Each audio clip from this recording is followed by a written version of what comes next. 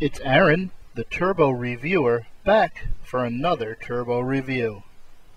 Today I thought I'd take a look at another figure from Transformers Animated.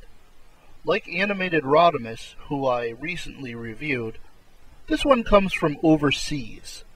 Unlike Animated Rodimus, this one remains exclusive to the Asian market as it was never released in the US or Europe.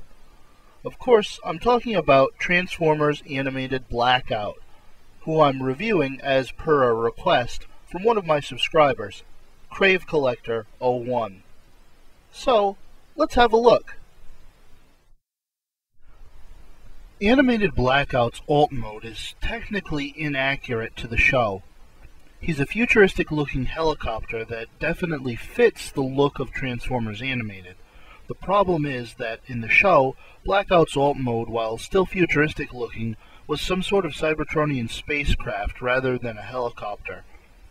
The story supposedly was that at one point the producers of the show were planning a fourth season, and the idea was to bring Blackout to Earth, where he would be redesigned with an Earth alt mode, and the redesign is what the figure is based on. To that end, and befitting the character, Blackout's helicopter mode is pretty well armed. Dual blasters and missiles adorn both sides of the vehicle, while guns that can be raised and lowered are fixed above the cockpit. His rear rotor doesn't really spin, but it is a part of his gimmick, which I'll get into later. Finally, he's got 6 main rotor blades that rotate on a central axis. Unfortunately, they often hit the copter's rear assembly, which is a shame because it spoils the spinning motion. All in all, it's a big, bulky alt mode with a minor flaw, and I'm giving it a 7.5.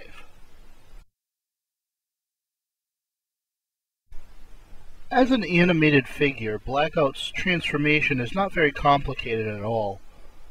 Even though he's a Voyager-class figure, his conversion is more on par with a Deluxe or even a Scout-class toy. Well, at least the uncomplicatedness also means no frustration. Transformation score is an 8. Blackout's robot mode is a bit on the small side, given the gargantuan Decepticon warrior we saw in the animated series. Of course, the animated toy line wasn't known for its scale accuracy. Head sculpt is show accurate, even though that means he looks like an animated version of Wilford Brimley. His head is situated almost in the middle of his chest rather than on top of his shoulders, giving him the look of a hulking behemoth. Also of note is the way his upper torso and arms look compared to his stubby legs. His arms too are disproportionately long, but they work, especially with the clawed fingers on his hands. He carries all the firepower of his alt mode here. The side blasters are on his arms, missiles are at the back, and the top guns rest on his shoulders. This is definitely one menacing Decepticon. Robot mode is the highlight of this figure, and gets a 9.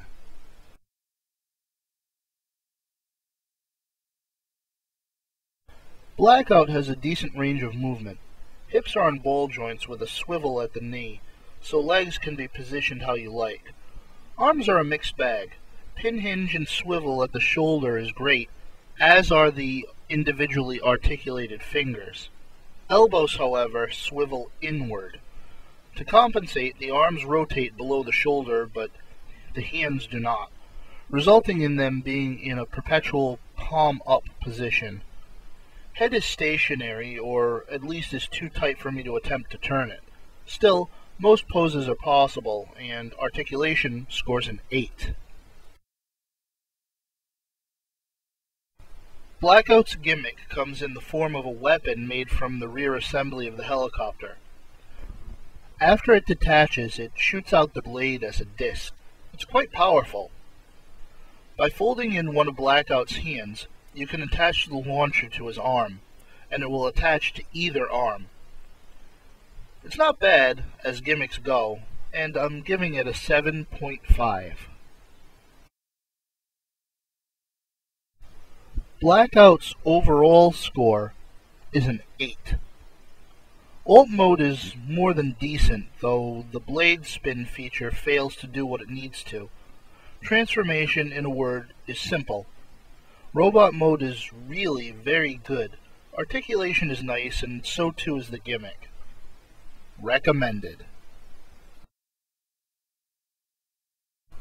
As yet another figure promised to be released by Hasbro, only to have it cruelly dangled in front of us and then snatched away, Blackout was and remains expensive outside Japan.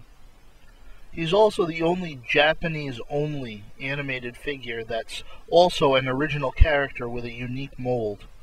If you're an animated fan, I'd say get him, as he'll help fill out the Decepticon ranks on your animated shelf. This has been another Turbo review. Thanks for watching, and remember to help control the GoBot population. Have your GoBot spayed or neutered today.